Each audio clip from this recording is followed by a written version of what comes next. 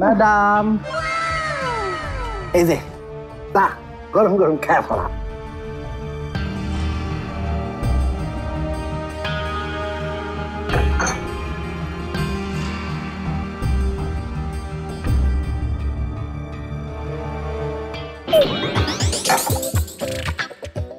চিনি কেন চিনি কেন? আমি চিনি খাই না, আপনি জানেন না?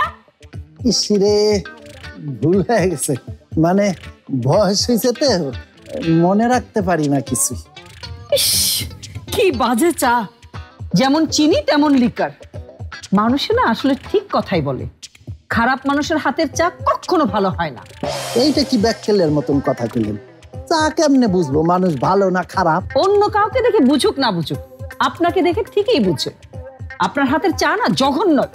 তাহলে এক কাজ করেন ম্যাডাম, আমারে বিদায় করে দিয়া একটা ভালো কাজের লোক রাখেন। আমার আর ভালো লাগতেছে না এই বাড়িতে। গ্রামে কত অসহায় মহিলা আমার সঙ্গ লাভের জন্য অপেক্ষা করতেছে।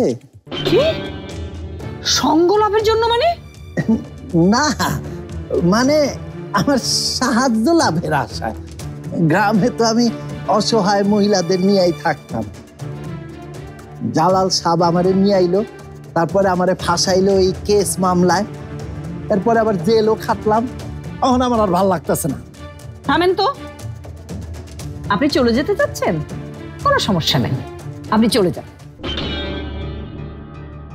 ভাবছি চইলা যাওয়ার কথা শুনা বুড়ি কান্নাকাটি করব, কিন্তু সে তো উল্টা আমারে খেদা দিতেছে। যমুনা ইস্তি, the goodness of purified air. আমার বাসায় এনেছি যমুনা ইস্তি, আপনি কিনছেন তো?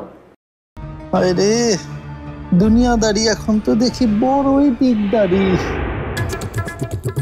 কি ব্যাপার, এখনো দাঁড়িয়ে আছেন কেন?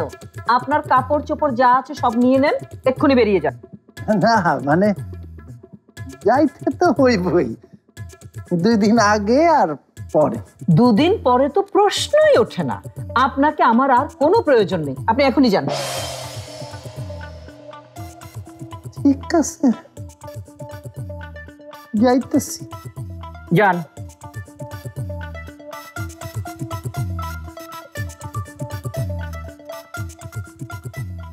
যাইতেছি কইলাম। না গেলে কিন্তু দারোয়ান ডাকবো বলে দিলাম। ম্যাডাম এতদিন ধরে আপনার খেদমত করতেছি, তখন আপনি আমারে খেদা দিতে চান? আপনার কি বিবেক বলে কিছু নাই? ছিল, বিবেক ছিল বলেই তো জেল খাটতে হয়েছে আমাকে রুনার মিথ্যা মামলায়। সেই প্রতিশোধ তো নিতে পারলেন না, মনে হয় আর নিতেও পারবেন না। আপনি আপনি আমাকে চ্যালেঞ্জ করছেন? হ্যাঁ, পারলে আমারে সাথে নিয়া আপনি রুনা ভাবির উপর প্রতিশোধ নিয়া দেখান। দেখাবো। আমার সঙ্গে চালাকি করছেন তো, দেখাবো। তালা কি হইব কেন? এতদিন ধরে আপনার একটা স্বপ্ন পূরণের জন্য খাটতেছি, সেইটার শেষ না দেখা গেলে আমি তো মইরাও শান্তি পাব না।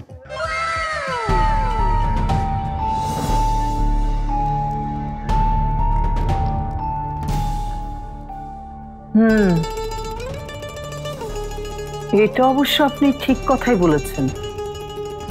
শুধু আপনি কেন, ওকে শাস্তি দিতে না পারলে তো আমিও মরে শান্তি পাবো না। ম্যাডাম তাইলে এখন আপনার প্ল্যান কি?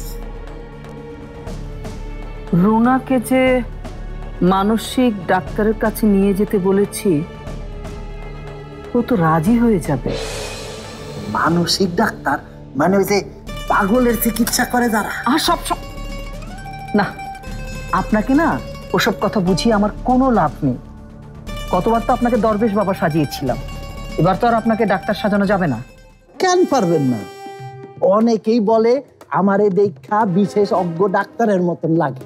এই, আপনি যান তো, আমার চোখের সামনে থেকে যান। ভাইবা দেখেন, আমি চইলা গেলে কিন্তু আপনার শেষ ভরসাও চইলা যাইব। তাই নাকি? ও, আপনি যদি আমার শেষ ভরসায় হন তাহলে চলে যাওয়াই ভালো। আপনার মতো মানুষকে আমি শেষ ভরসায় রাখবো? আচ্ছা ঠিক আছে, যাওয়ার আগে শেষবারের মতো আমার একটা কাজ করে দিতে পারবেন? অবশ্যই ম্যাডাম, কোন কি করতে হবে? আমি আপনাকে একটা বইয়ের লিস্ট দেব, ওই সাইকোলজির উপর কিছু বই। নীলক্ষেতে যাবেন, সেখান থেকে কিনে নিয়ে আসবেন। পারবেন তো? অবশ্যই পারবো। শুধু বই কিনবো না, আমি নিজেই সেই সব বই পড়তে পড়তে আসবো। খালি আপনি গাড়ি ভাড়াটা একটু বাড়ায় দিন। বেশি কথা বলেন, মেজাজটা খারাপ হয়ে যায়। এই নেন লিস্ট।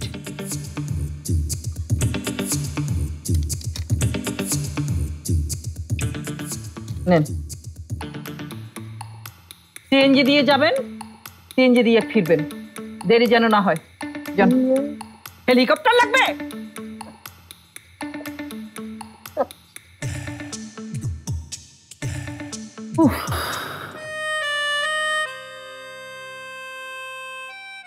রুনাকে মানসিক ডাক্তারের কাছে নিয়ে যাওয়ার আগে মানসিক রোগের ব্যাপার স্যাপারগুলো আমাকে খুব ভালো করে বুঝতে হবে।